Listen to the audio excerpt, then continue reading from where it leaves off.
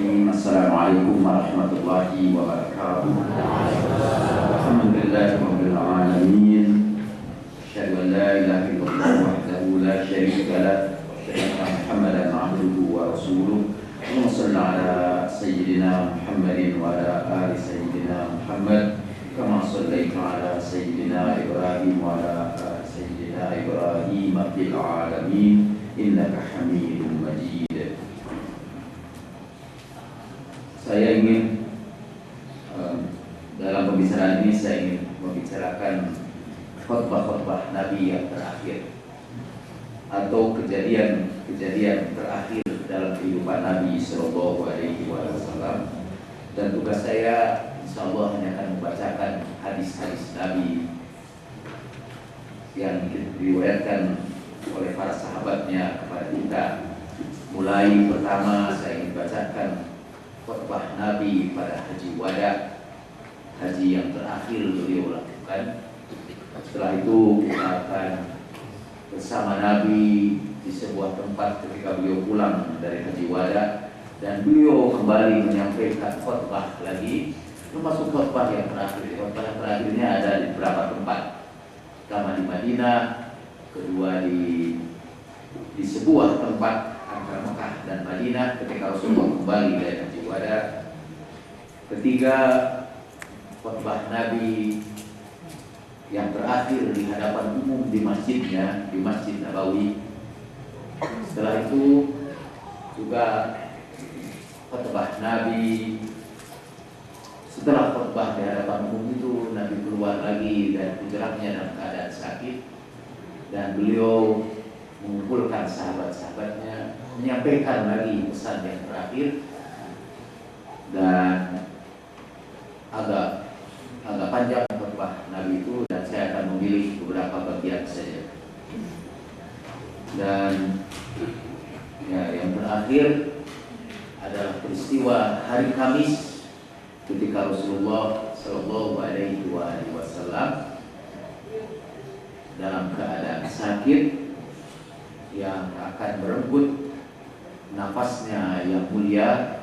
Kira-kira Jumat, Sabtu, Ahad, Senin, 5 hari sebelum beliau kembali kepada kekasihnya yang abadi. Jadi, itulah kerangka yang akan kita bicarakan pada hari ini. Tapi sebelum itu ada banyak riwayat tentang kapan Rasulullah Shallallahu Alaihi Wasallam meninggal dunia. Menurut jumhur ulama, Rasulullah meninggal dunia sama dengan kelahirannya, yaitu pada tanggal 12 Rabiul Awwal.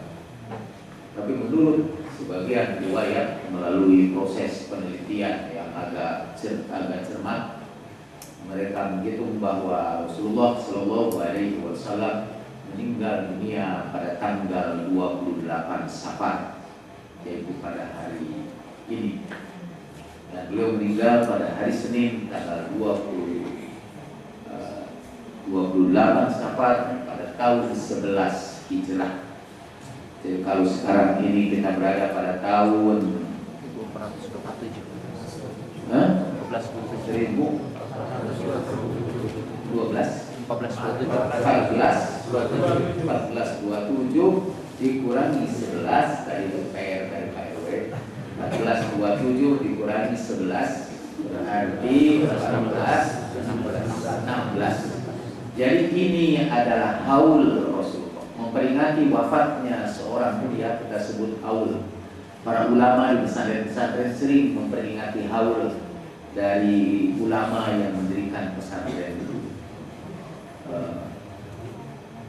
Saudara-saudara kita mungkin dari Muhammadiyah atau Persis tidak pernah memperingati haul pemimpin mereka, tapi saya pernah juga ikut serta dalam peringatan hari ulang tahun pemimpin mereka.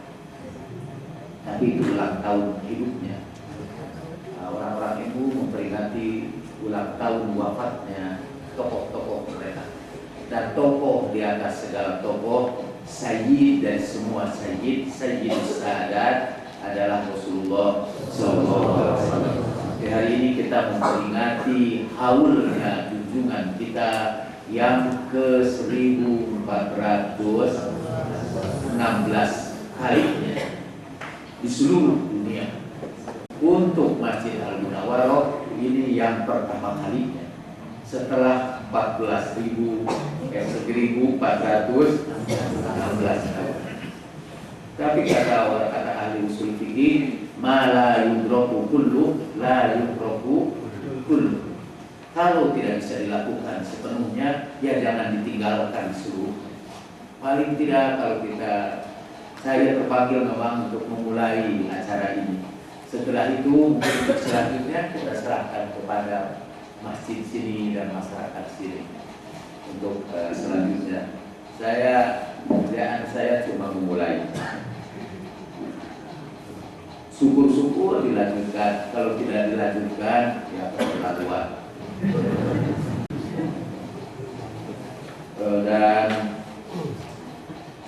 Rasulullah Shallallahu Alaihi Wasallam bersabda, "Man sanna sunnatan hasanatan, falahu ajruhu wa ajru man ittaba'ahu." Barang siapa yang memulai satu kebiasaan yang baik, maka pahalanya akan diberikan kepada dia dan pahala orang yang melanjutkan kebiasaan yang baik. Saya, Pak Haji Satam, bapak-bapak dan ibu-ibu sekarang ini sedang memulai kebiasaan yang baik. Kalau kebiasaan yang baik ini dilanjutkan oleh generasi-generasi berikutnya, maka pahalanya insya Allah mengalir kepada kita semua sepanjang hidup kita dan setelah kita kembali ke alam barzakh nanti. Baiklah, saya sekarang akan mulai dari khutbah Nabi pada Haji Wada.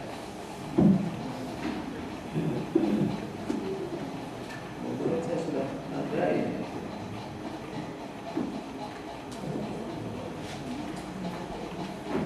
Oh ya, jadi kejadiannya Rasulullah sampai di Arafah. Dan beliau bertanya, beliau memulai khutbahnya dengan sangat interaktif. Khutbah Rasulullah itu agak berbeda dengan khutbah ustaz-ustaz kita. Hatta dalam sholat Jumat pun Rasulullah itu berkhutbah secara interaktif dengan para pendengar. Kadang-kadang Rasulullah menegur seorang sahabat yang datang terlambat masuk masjid, langsung duduk di pintu masjid. Rasulullah berkata, "Apa kamu sudah sholat?" "Belum." "Sholat kamu." Kadang-kadang Rasulullah juga pergi ke tengah-tengah jamaah. Rasulullah tidak selalu khutbahnya itu di atas mimbar saja. Seringkali juga pergi ke tengah-tengah jamaah. Dan kadang-kadang Rasulullah memulai khutbahnya dengan pertanyaan yang dijawab oleh hadirin. Seperti itulah khutbah Nabi Shallallahu Alaihi Wasallam di Arafah waktu itu. Dari hadis dan diriwayatkan oleh Ibnu Abbas, dan hadis ini dikeluarkan dalam Bukhari dalam Sahihnya, juz 1 halaman 26, juz kedua halaman 215, juz kelima halaman 224, juz 7 halaman 130, Muslim juga di dalam Sahihnya dalam kitab Al-Ihtisama hadis 29, 30 dan 31, Tirmidzi dalam sunannya, Abu Dawud dalam sunannya, Ibnu Majah dalam sunannya, Imam Ahmad dalam sunannya, Baihaqi dalam Dalailun Nubuwah, Al-Hakim dalam Mustadraknya. Saya sengaja menyebutkan hadis-hadis ini sebagai juga mau memilih kebiasaan yang baik agar kita tidak dengan gampang mengutip ini hadisnya, tapi tidak jelas siapa yang meriwayatkannya, dan kita bisa jatuh kepada orang yang menyampaikan hadis palsu. Dan kalau kita sampaikan hadis palsu, kita dikenai sabda Nabi Shallallahu Alaihi Wasallam, "Man kadzdzaba alayya muta'ammidan falyatabawwa maq'adahu minan nar." Siapa yang berbohong atas nama aku, maka siapkanlah tempat kembalinya di neraka. Jadi karena saya takut nanti saya masuk ke neraka, maka saya bacakan sumber-sumber hadis. Kembali lagi Rasulullah Shallallahu Alaihi Wasallam mulai khutbahnya dengan berkata, "Ya ayyuhan nas, ayyu yaumin hada." Hei manusia, hari apakah ini? Yaumul haram, hari yang suci. Negeri apakah ini? baladul haram, negeri yang suci. Bulan apakah ini? Syahrul haram, bulan yang suci. Lalu Rasulullah bersabda, sesungguhnya harta kalian, darah kalian, kehormatan kalian sama sucinya dengan sucinya hari ini, sucinya negeri ini, dan sucinya bulan ini. Dan Rasulullah mengulangnya berkali-kali. Kemudian beliau mengangkat tangannya ke langit sambil wajahnya juga diangkat, kepalanya diangkat ke langit, seraya berkata, Allahumma hal balagtu. Ya Allah, apakah aku sudah menyampaikan ajaranmu? Allahumma hal balagtu, Allahumma hal balagtu, sampai 3 kali. Kemudian Rasulullah sallallahu alaihi wasallam bersabda, liyuballighish syahidul ghaib, la tarji'u ba'di kufaran yadribu ba'dukum riqaba ba'din. Hendaknya yang hadir hari ini menyampaikannya kepada yang tidak hadir. Janganlah setelah ini kamu kembali kafir, yaitu saling membunuh di antara kamu. Ini pesan Rasulullah sallallahu alaihi wasallam, sebagian dari pesan beliau pada haji wada. Meningkatkan pembicaraan, kita tidak memuat hadis itu dengan lengkap. Yang telah diriwayatkan oleh Bukhari sebatas itu. Rasulullah waktu itu sudah menegaskan kepada kita agar kita terlarang untuk mengambil harta orang Islam. Kita terlarang meneteskan, safakat dima, menumpahkan darah orang Islam. Juga tidak boleh, terlarang sekali kita meruntuhkan kehormatan orang Islam. Itu pesan Rasulullah yang terakhir pada haji wada. Karena orang Islam itu mempunyai darah yang suci yang tidak boleh ditumpahkan tanpa kebenaran. Orang yang mengaku beragama Islam apapun alirannya tidak boleh dirampas hartanya, atau dirusak hak miliknya, atau dihancurkan harta bendanya. Dan setiap orang Islam apapun mazhabnya, apapun alirannya, tidak boleh dihinakan, tidak boleh direndahkan, tidak boleh dihancurkan kehormatannya dengan fitnah atau perguncingan atau dengan cacian dan makian.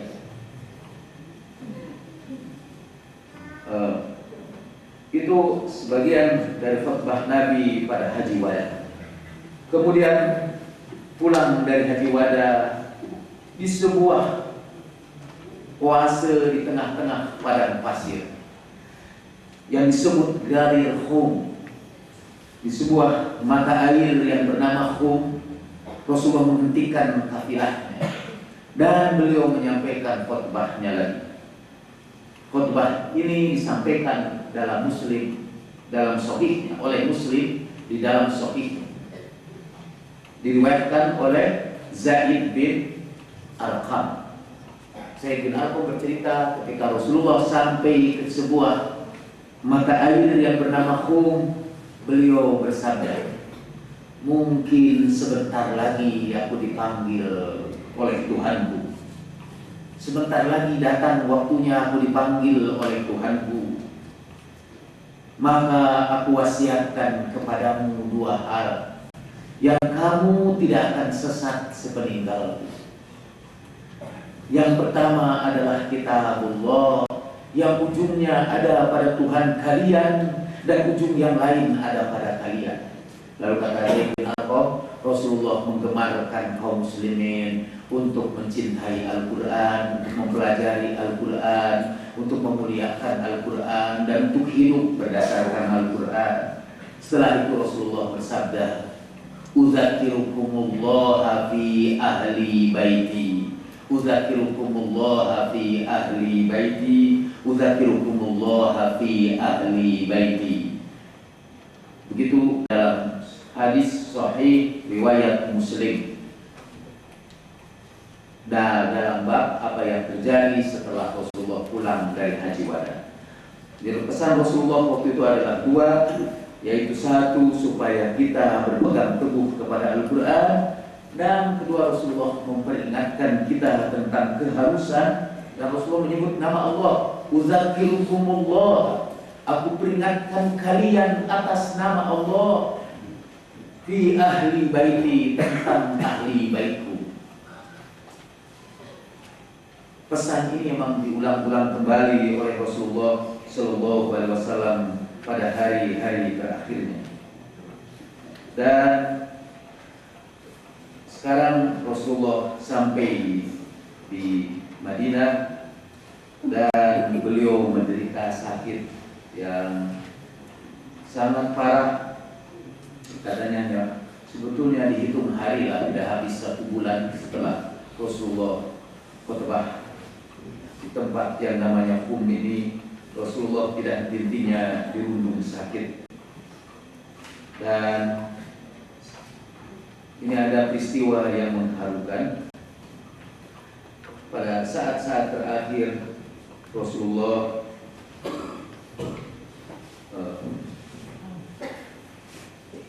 saya bacakan riwayatnya, dan untuk memperpendek waktu, untuk memperpendek kesempatan saya untuk berbicara, saya akan menerjemahkannya langsung. Percayalah bahwa saya tidak menambah-nambah dan mengurangi. Bapak bisa saya baca dari kitab ini, Madinatul Balaghah, kumpulan khutbah-khutbah Nabi.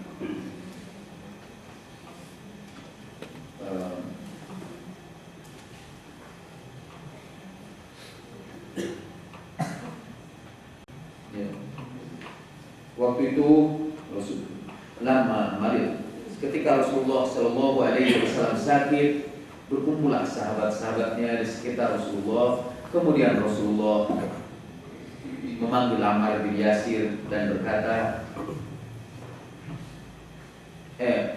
Qoma ilaihi Ammar bin Yasir. Ammar bin Yasir berdiri di hadapan Rasulullah dan mengajukan pertanyaan, Fidaka abi wa ummi ya Rasulullah, man yaghsiruka minna idza kana dzalika minka. Ya Rasulullah, biarlah diriku, ayahku dan ibuku menjadi tebusanmu. Wahai Rasulullah, siapakah yang kau pesankan untuk memandikanmu sekiranya engkau nanti meninggal dunia? Rasulullah bersabda, Zaka Ali bin Abi Thalib, li'annahu la yahummu bi'udwin min a'dha'i illa a'anatul malaikatu ala dhalik. Orang itu adalah Ali bin Abi Thalib, karena nanti dia tidak menggerakkan satupun anggota tubuhku kecuali para malaikat akan membantunya. Kemudian Ammar berkata, Fidaka abi wa ummi ya Rasulullah, siapa yang akan mensalatkan kau di antara kami jika itu terjadi? Mah rahimakumullah, semua Allah menyayangimu, hei Ammar.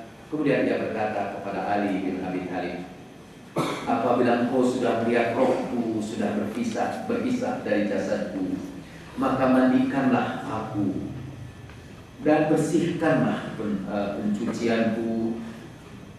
Kenakanlah kain kafan dari 2 belah kain ini, yaitu kain putih dari Mesir dan burdah dari Yaman.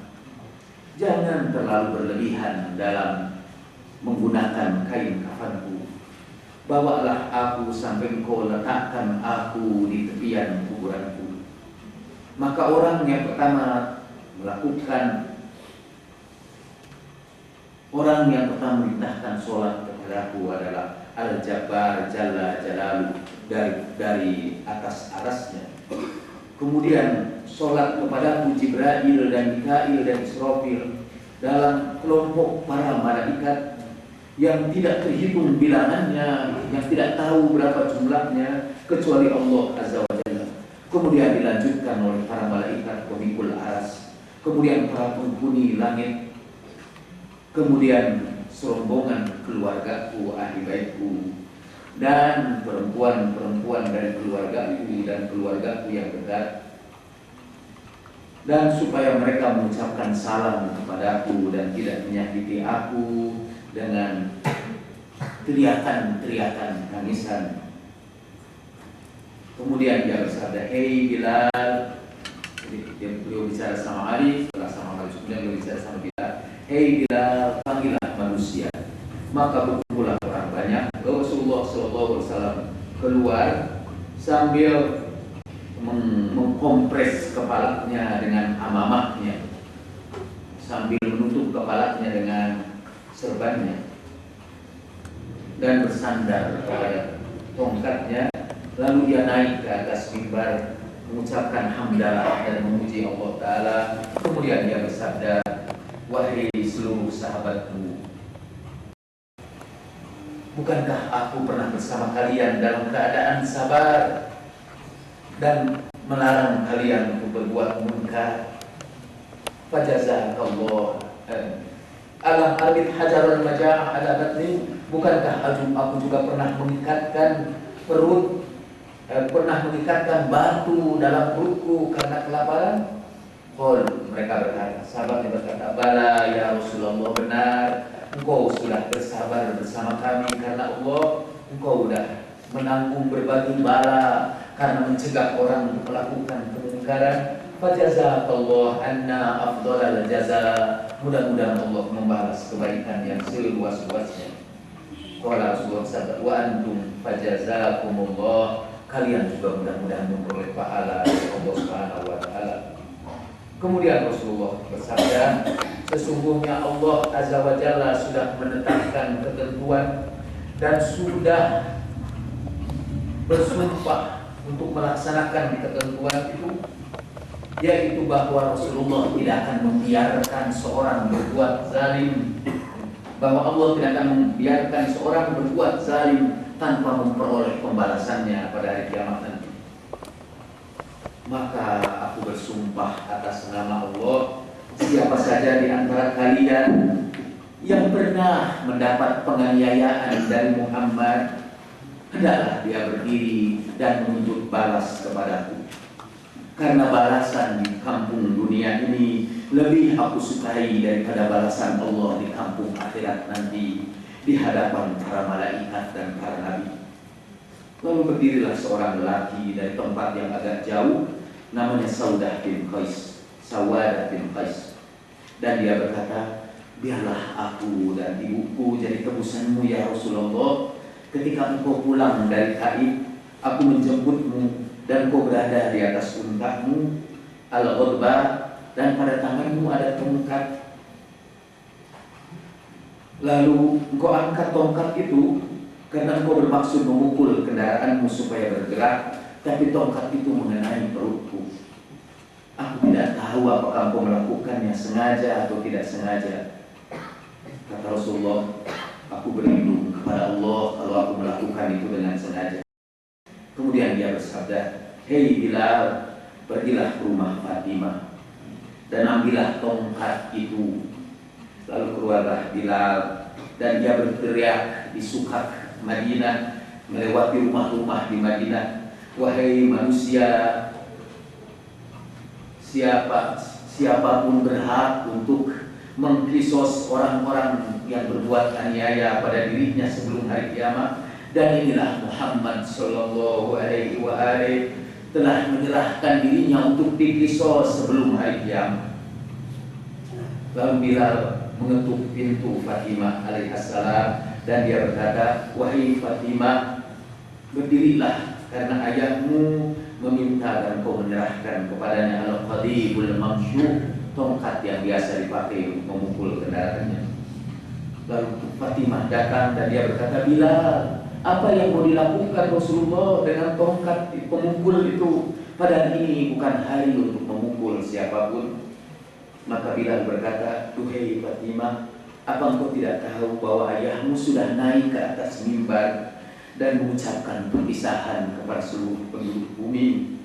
Lalu menangislah Fatimah dengan suara yang keras, "Wa ghammah li ghammika ya abada, man lil fuqara wal masakin wa bis sabil ya habiballah wa habibal qulub."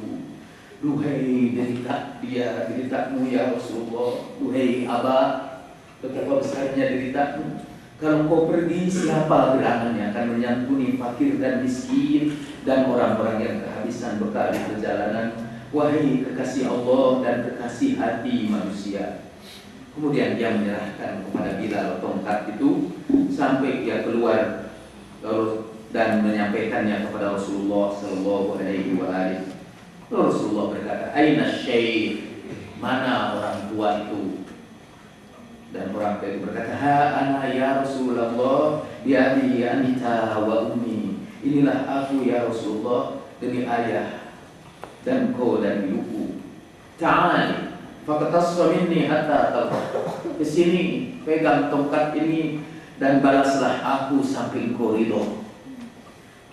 Faqala syekh, lalu orang tua itu berkata, "Ikshif li an batnik ya Rasulullah." Bukalah perutmu ya Rasulullah. Lalu Rasulullah membuka perutnya yang mulia. Dan syekh itu berkata, "Bi abi anta wa ummi ya Rasulullah, ata'adzan li an adha'a fammi ala batnik."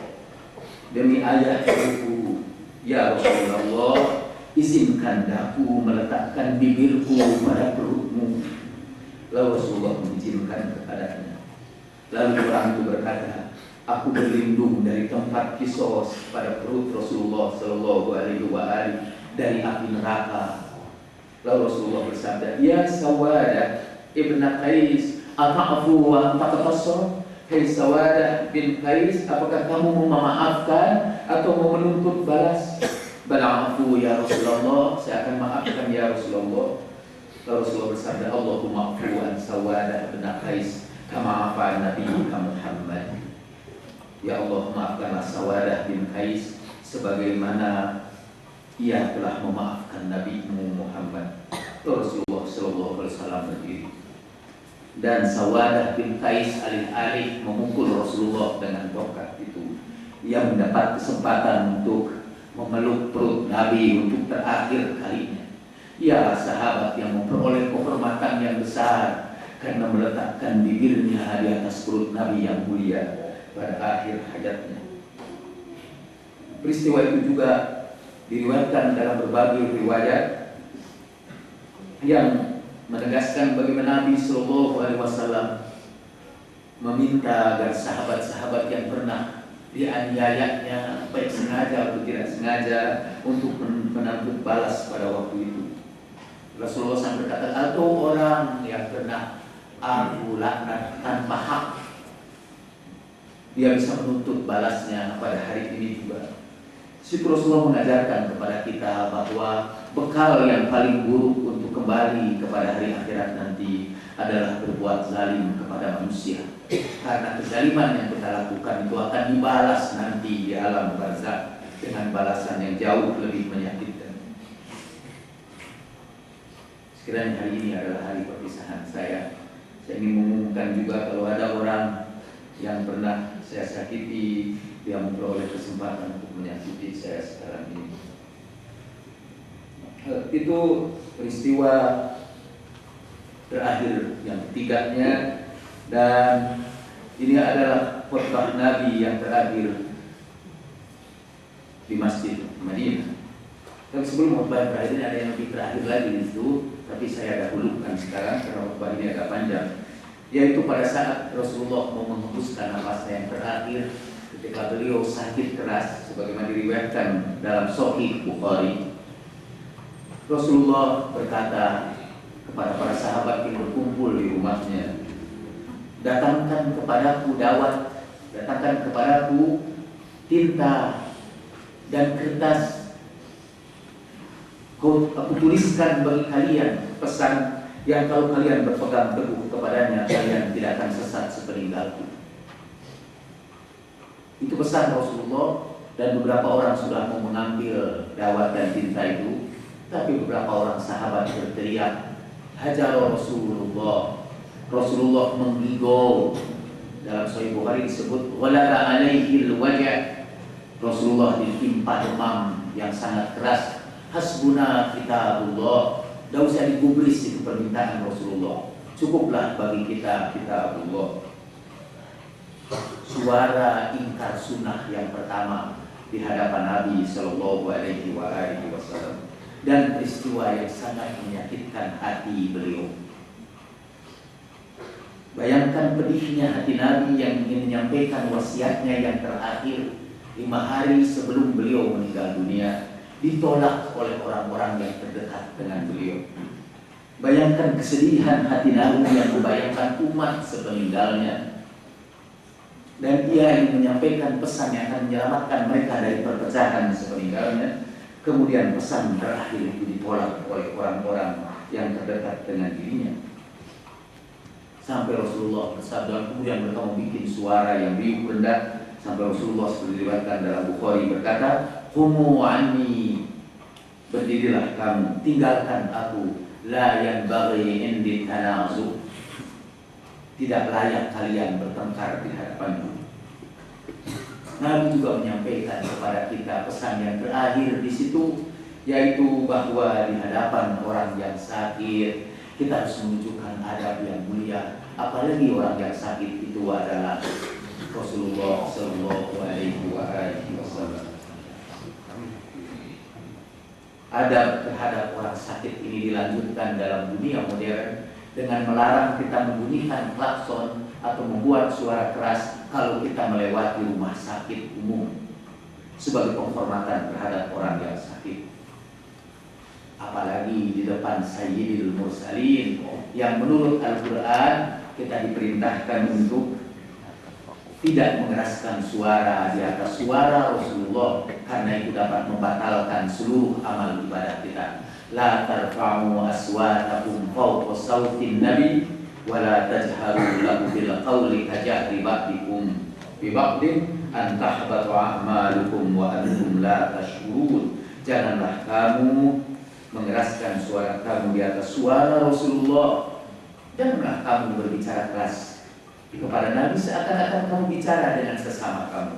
Nanti hapus amal-amal kamu tanpa kamu merasakannya. Dan itulah yang terjadi di hadapan tempat tidur Rasulullah Shallallahu Alaihi Wasallam pada hari terakhirnya. Peristiwa itu oleh Abdullah bin Abbas yang melaporkan kepada kita melalui Sahih Bukhari, razia yaumil Khamis. Inilah tragedi yang paling tragis yang terjadi pada hari Kamis 5 hari sebelum Rasulullah Shallallahu Alaihi Wasallam menghembuskan nafasnya yang terakhir. Sekarang saya ingin membacakan khutbah Nabi yang paling terakhir, diriwayatkan juga oleh ini sanadnya, saya baca sanadnya dengan lengkap. Kalau panjang, Muhammad bin Musa bin Al-Tawakkil dan Muhammad bin Ja'far Al-Asadi dan Musa bin Amr dari anaknya dari pamannya Al-Husain bin Yazid An-Nawfali dari Muhammad bin Amr An-Nasri dari Abil Hasan Al-Khurasani dari Maisarah bin Abdillah dari Aisyah As-Sa'di dari Yazid bin Amr bin Abdul Aziz dari Abi Salamah dari Abdurrahman dari Abi Hurairah dari Abdullah bin Abbas. Inilah khutbah terakhir yang disampaikan Nabi di Madinah, dan ini para sahabat Abdullah bin Abbas menceritakannya. Inilah akhir khutbah Nabi di Madinah sebelum ia menemui Allah Ta'ala. Ia menyampaikan kepada kami nasihat yang membuat air mata kami berlinang-linang, yang menyebabkan hati kami berguncang dan kulit kami menggigil dan seluruh anggota kami bergetar. Yang memerintahkan Bilal untuk memanggil orang salat. Kemudian manusia berkumpul dan keluarlah Rasulullah Shallallahu Alaihi Wasallam. Lalu beliau naik di atas mimbar. Wahai hadirin, dekatkan dirimu kepadaku dan berilah tempat kepada orang di belakangmu. Maka orang-orang berdesakan satu sama lain. Tapi ketika mereka berpaling ke belakang, mereka tidak melihat siapapun di belakang mereka. Tapi Rasulullah juga masih bersabda, hei manusia, mendekatlah kepadaku dan berilah tempat kepada orang di belakangmu. Akhirnya seorang lelaki bertanya, ya Rasulullah, liman nuwasi', untuk siapa kami memberikan tempat itu? Lil malaikah, buat para malaikat. Mereka itu ada bersama kamu, dan mereka tidak berada di depan kamu dan tidak di belakang kamu, tapi berada di sebelah kanan kamu dan sebelah kiri kamu. Ya Rasulullah, Mereka tidak di depan kami dan tidak di belakang kami. Apakah karena kami lebih mulia dari mereka atau mereka lebih mulia dari kami? Antum afdalu minal malaikah. Kamu lebih utama dari para malaikat. Duduklah kamu. Maka orang itu duduk, lalu Rasulullah menyampaikan khutbah. Dan saya tidak akan membacakan khutbah ini seluruhnya, ini bagian-bagian tertentu saja, dan saya akan menerjemahkan langsung. Wahai manusia, setelah ini di tengah-tengah umatku ada 30 pembohong yang semuanya mengaku sebagai nabi. Dan orang yang pertama berbohong adalah orang yang datang dari Sana'a, Yaman, dan orang yang datang dari Yamamah. Wahai manusia, siapa yang nanti berjumpa dengan Allah sambil bersaksi bahwa tidak ada Tuhan kecuali Allah, dengan tulus, dengan ikhlas yang tidak bercampur dengan apapun selain itu, pastilah dia masuk surga. Lalu Imam Ali bertanya, ya Rasulullah, bi abi anta wa ummi, apa yang dimaksud dengan ucapan syahadat yang ikhlas, yang tidak bercampur apapun? Jelaskan kepada kami sampai kami mengerti. Rasulullah bersabda, tidak bercampur dengan kerakusan pada dunia dan keinginan untuk mengumpul-ngumpulkan dunia dari tempat yang tidak halal. Nanti akan ada orang-orang yang ngomongnya omongan orang baik-baik, tapi amal-amalnya seperti amalnya para tiran. Maka kalau dia berjumpa dengan Allah, dia tidak akan memperoleh apapun, walaupun dia berkata la ilaha illallah. Dan kalau nanti ada orang yang berjumpa dengan Allah dan dalam hatinya tidak ada kecintaan kepada dunia, lalu dia berkata pada akhir hayatnya la ilaha illallah, falahul jannah, maka baginya surga.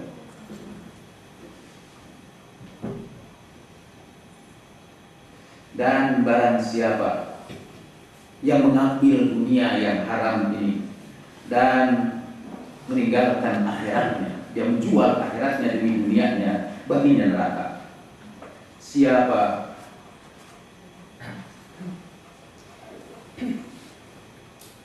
yang membantu orang-orang yang zalim, nanti ketika malakal maut turun kepadanya, malakal maut akan menyampaikan kepadanya laknat Allah dan neraka jahanam kekal di dalamnya, dan itulah tempat kembali yang paling buruk. Barang siapa yang membantu penguasa yang zalim dalam memenuhi keperluannya, ia akan menjadi sahabat penguasa itu di neraka.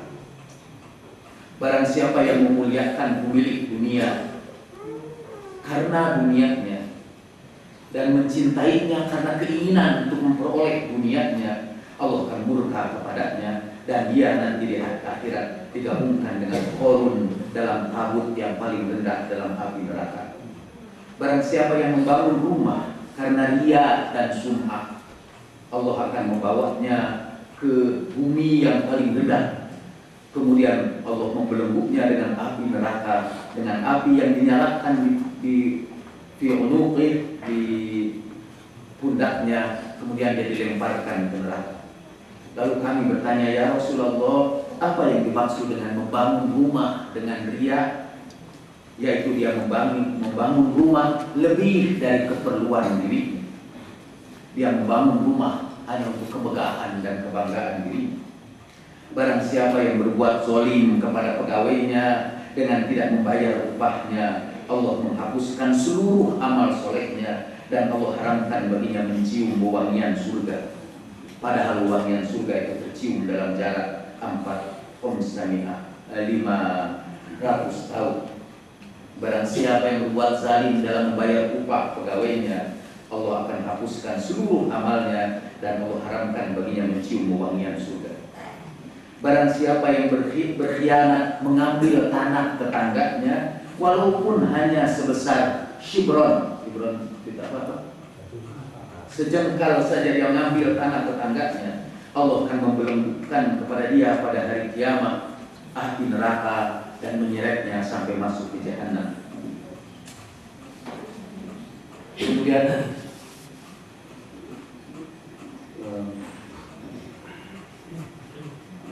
barang siapa yang menyakiti hati tetangganya tanpa kebenaran, Allah juga haramkan baginya mencium wewangian surga dan tempatnya di neraka. Ketahuilah bahwa Allah nanti akan meminta pertanggungan jawab setiap orang tentang hak tetangganya. Dan barang siapa yang melalaikan hak tetangganya, dia tidak dihitung bagian dari umat kami. Barang siapa yang menghina orang miskin karena kemiskinannya, barang siapa yang merendahkan orang fakir karena kemiskinannya, karena kefakirannya, ia sudah merendahkan hak Allah. Dan selama dia merendahkan orang miskin itu, tidak intinya dia dimurkai Allah sampai dia membuat orang miskin itu ridho kepada. Barang siapa yang memuliakan seorang miskin yang muslim, Allah akan berjumpa dengan dia pada hari kiamat dan menyambutnya dengan senyuman. Wa man akrama faqiran musliman laqiyallahu yaumal qiyamati wa huwa yadhaku ilaihi. Barang siapa yang ditawarkan kepadanya dunia, dia harus memilih antara dunia dan akhirat. Lalu dia memilih dunia dengan mengorbankan akhiratnya, dia akan berjumpa dengan Allah Ta'ala tanpa tersisa satupun kebaikan pada dirinya. Tapi barang siapa yang meninggalkan dunianya demi akhiratnya, ia akan berjumpa dengan Allah pada hari kiamat dalam keadaan Allah ridho kepada. Barang siapa yang mengambil harta yang haram dengan mencuri, dengan berkhianat, dengan menipu, dengan mengambil amanah, Allah tidak akan menerima darinya sedekah, pembebasan, haji dan umrohnya. Dan Allah tuliskan sejumlah pahala sedekah itu. Jadi kalau dia bersedekah, kalau dia haji, kalau dia umroh, tapi sambil mengambil harta yang haram, maka Allah akan menghitung pahala dari hajinya, umrohnya, sedekahnya, dan dihitungnya sebagai dosa bagi dia. Sejumlah pahala yang dia peroleh, Allah menghitungnya sebagai dosa. Dan tidak tersisa setelah kematiannya kecuali bekal untuk membawanya ke neraka. Tapi barang siapa yang berusaha hidup sederhana dan meninggalkan yang haram karena takut kepada Allah, ia akan dicintai Allah dan disayangi dan dibimbing Tuhan untuk masuk ke surga. Barang siapa yang berkhianat kepada seorang Islam dalam urusan jual beli atau perdagangan, dia tidak termasuk umat kami, dan dia akan dihimpunkan bersama orang-orang Yahudi pada hari kiamat. Karena siapa yang berkhianat dalam berdagang, ia tidak dihitung sebagai muslim lagi. Barang siapa yang tidak mau memberikan pertolongan kepada tetangganya ketika tetangganya sangat memerlukannya, Allah akan menahan anugerahnya kepada dia pada hari kiamat dan membiarkan dirinya membela dirinya sendiri. Dan kalau orang membela dirinya pada hari kiamat, dia akan celaka. Dan Allah tidak menerima uzron, tidak menerima alasan dari dia. Barang siapa yang memiliki seorang istri dan istri itu menyakiti hatinya, maka Allah tidak menerima sholatnya, tidak menerima kebaikan amal solehnya sampai dia membantu suaminya dan membuatnya bahagia. Walaupun si perempuan itu puasa terus menerus, atau sholat malam, atau membebaskan budak belian, atau menginfakkan harta di jalan Allah. Dan orang pertama yang akan masuk neraka adalah perempuan itu. Kemudian Rasulullah SAW bersabda, begitu pula seorang lelaki akan memikul dosa dan azab yang sama seperti perempuan itu jika dia menyakiti hati istrinya dan berbuat zalim kepadanya. Barang siapa yang tidur lelap dan dalam hatinya ada rencana untuk menyakiti sesama muslim, dia akan tidur dalam keadaan murka Allah, dan dia akan bangun di waktu pagi hari dalam keadaan dimurkai Allah sampai dia meninggal dunia. Dan kalau dia mati ketika tidurnya dengan menyimpan keinginan untuk membalas dendam kepada sesama manusia, dia meninggal bukan pada agama Allah. Barang siapa memperguncingkan saudaranya yang muslim, batalah saumnya dan batal juga wudunya. Dan kalau dia mati dalam keadaan memperguncingkan, ia sudah menghalalkan apa yang diharamkan Allah. Dan barang siapa yang berjalan mengadu domba orang lain, Allah akan masukkan dalam kuburannya api yang membakar dia sampai hari kiamat.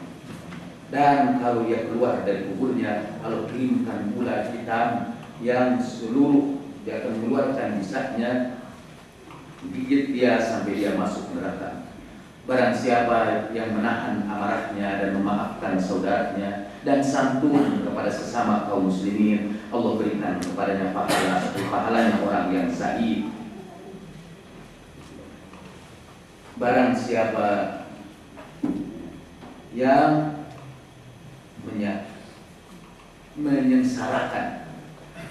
menyengsarakan perempuan, Allah tidak akan ridho kepadanya sebelum Allah menyiksanya dengan api neraka.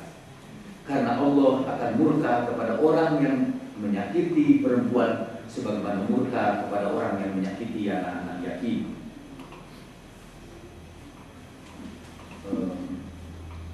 Barang siapa yang mengkhianati saudaranya sesama Islam, Allah akan mencabut keberkahan rezekinya, Allah akan hancurkan kehidupannya, dan Allah serahkan dia untuk mengurus dirinya sendiri.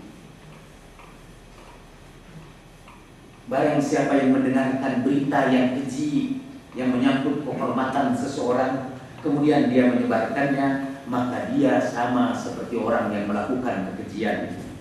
Dan barang siapa yang mendengarkan berita yang baik, kemudian dia menyebarkannya, maka dia sama seperti orang yang mengamalkan kebaikan.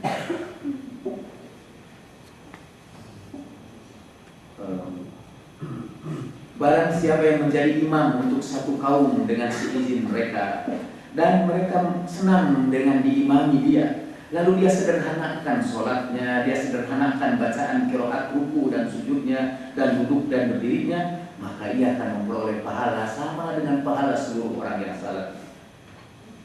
Dan barang siapa yang memimpin satu kaum, kemudian dia melebih-lebihkan berdirinya, qiraatnya, rukuknya dan sujudnya dan duduknya dan qiyamnya, Allah akan menolak sholatnya, dan sholatnya tidak lebih hanya sampai kepada tenggorokannya.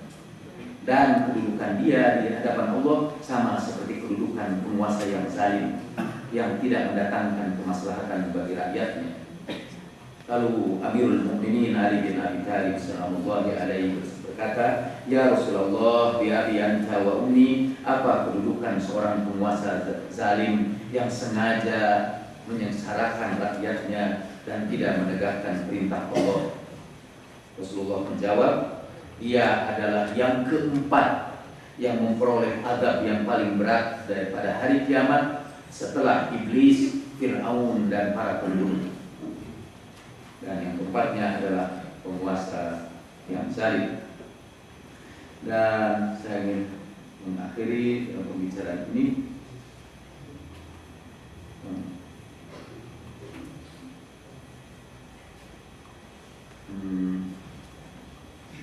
barang siapa yang berusaha untuk membantu saudaranya dalam memenuhi keperluannya, maka ia memperoleh pahala para mujahidin di jalan Allah. Dan barang siapa yang berjalan ke sana kemari menyebarkan aib saudaranya dan meruntuhkan kehormatannya, maka langkah pertama yang dia letak, maka kanat awwal khutwatin khataha wa wada'aha fi jahannam, maka langkah pertamanya yang dia letakkan di jahannam, dan Allah bongkar seluruh kejelekannya di hadapan seluruh makhluk.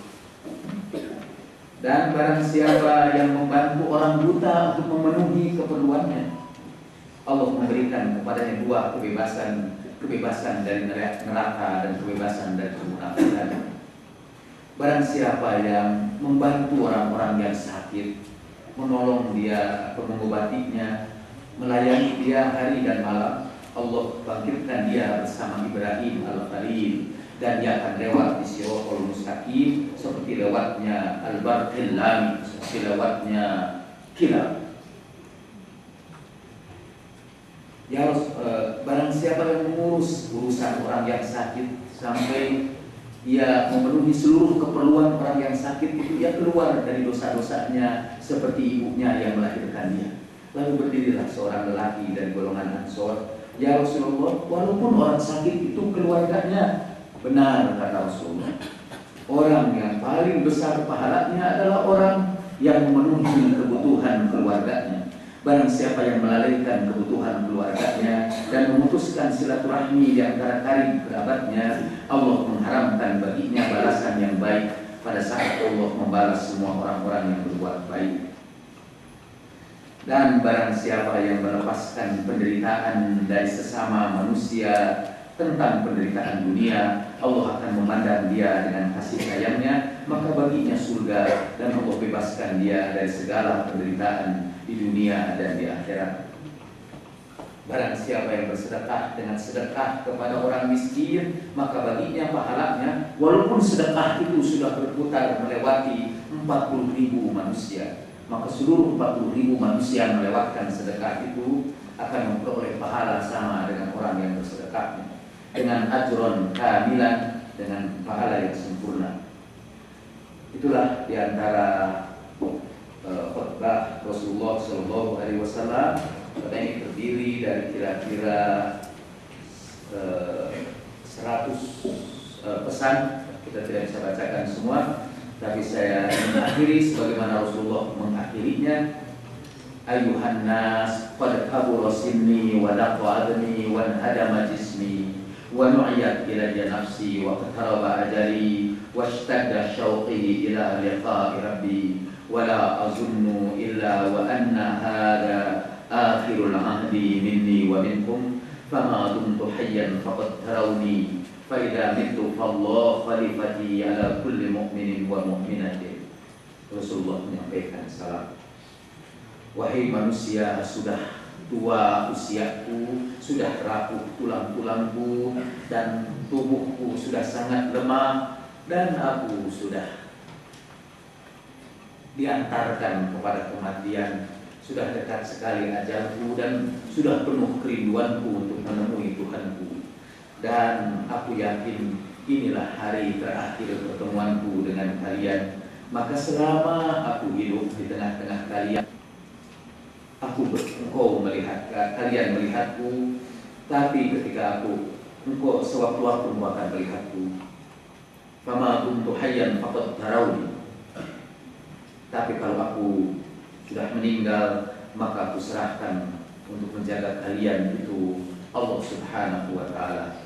Kemudian Rasulullah mengucapkan salamnya, lalu orang-orang Ansor berdesak-desakan menemui Rasulullah Sallallahu Alaihi Wasallam sebelum beliau turun dari mimbarnya, dan kemudian mereka sambil menangis berkata, ya Rasulullah, wa nahnu ja'alana Allah fidaka bi abi ummi wa nafsi lakal fida ya Rasulullah, man yaqumu li hadhihi syada'id wa kaifa al-'aish ba'da hadzal yawm. Orang Ansor berdesakan menemui Rasulullah dengan menangis. Alangkah baiknya kalau Allah menjadikan kami tebusan bagimu ya Rasulullah. Siapa yang akan mengurus urusan kami menghadapi hal-hal yang berat setelah ini? Bagaimana gerangan kehidupan setelah hari ini? Kemudian Rasulullah Sallallahu Alaihi Wasallam bersabda, wa antum fidakum abi wa ummi inni qad nazal rabbi azza wa jalla fi ummati faqala li babu tawbah maftuhun hatta yunfakhu fis sur.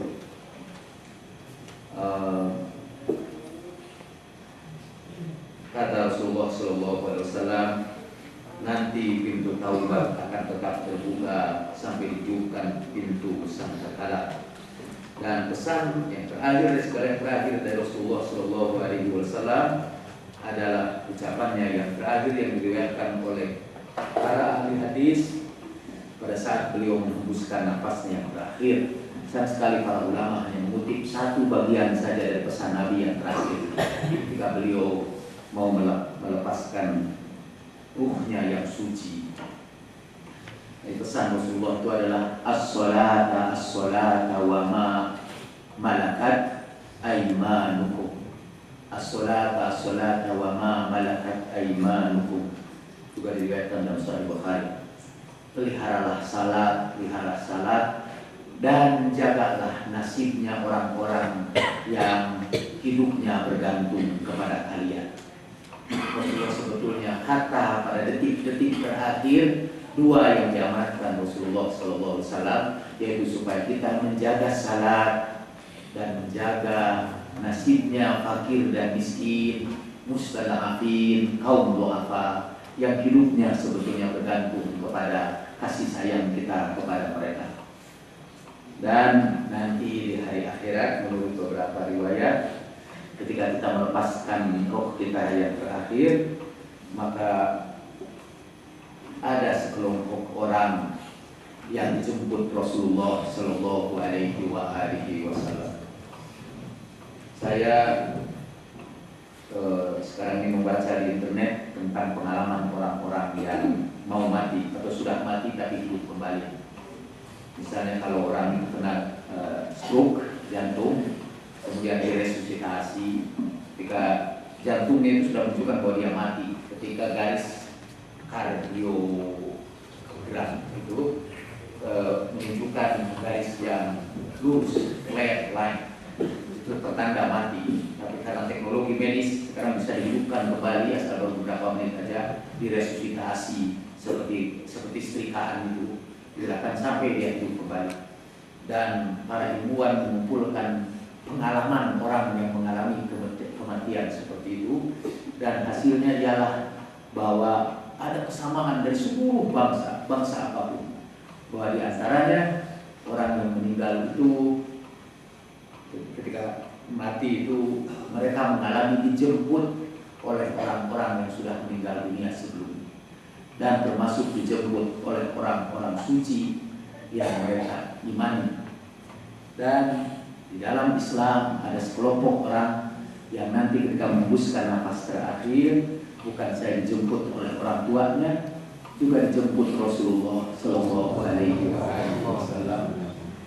Dan orang yang berada dalam sakratul maut itu mengalami kehausan yang luar biasa, tapi begitu Rasulullah memberikan air minum dari tangannya yang suci, hausnya hilang sampai hari kiamat, dan dia tidak pernah dilanda kehausan lagi selama-lamanya. Siapakah dia yang beruntung dijemput Rasulullah Shallallahu Alaihi Wasallam pada akhir hayatnya? Orang itu adalah orang yang memelihara salatnya dan berbagi rezeki dengan orang-orang fakir dan miskin yang diamanatkan Rasulullah pada akhir hayatnya. Marilah kita mengenang wafatnya Nabi Shallallahu Alaihi Wasallam ini dengan niat untuk menjaga salat kita sebaik-baiknya dan untuk menyisihkan sebagian rezeki kita buat berbagi kebahagiaan dengan orang-orang yang lebih malang dari kita. Dan marilah kita juga hadiahkan pahala majelis ini, pahala ziarah kita, dan pahala ayat-ayat Al-Quran dan doa yang kita sampaikan, dan ziarah kita kepada Rasulullah SAW mudah-mudahan disampaikan kepada kedua orang tua kita yang sudah mendahului kita ke alam barzakh, kemudian kepada seluruh kaum muslimin dan muslimat yang sekarang berada dalam alam transisi antara dunia dan hari akhirat. Mudah-mudahan Allah menghimpunkan mereka bersama Rasulullah Sallallahu Alaihi Wasallam, bersama para a'immah yang suci dari keluarganya, bersama para siddiqin, para syuhada, para sholihin, dan alangkah baiknya memang ditemani oleh mereka. Wa hasbunallahi wa taufiqah ala hadihi wa qadiniyatin sholihatin ziyaratan fi sarafin nabiyil mustafa Rasulillah sallallahu alaihi wa alihi. Al-Fatihah. Bismillahirrahmanirrahim. Alhamdulillahirabbil alamin.